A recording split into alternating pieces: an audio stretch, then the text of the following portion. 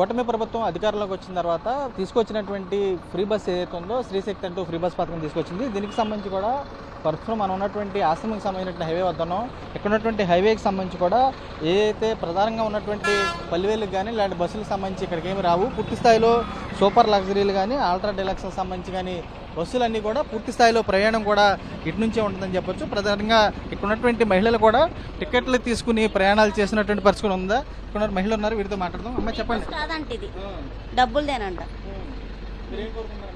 ఏం లేదు, మామూలుగా పతాల కింద ఇస్తే బాగుండదు కానీ ఫ్రీ బస్సు ఇవన్నీ అని కొట్టుకోవడం తిట్టుకోవడం తప్ప ఏమి ఉండదు కదా.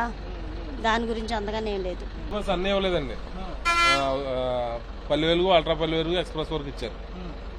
ఈ సూపర్ లగ్జరీ అండి, దీనికి ఫ్రీ లేదు. అన్నింటినీ ఇవ్వాలని కోరుకుంటాం కానీ ఇది ఎందుకు అనవసరమైన విషయం ఇవన్నీ, అంతే తప్ప ఇంకేం లేదు. అది మనకు తెలియదు, కొట్టుకున్న వాళ్ళ సంగతి తెలుస్తుంది, మాకేం తెలుస్తుంది.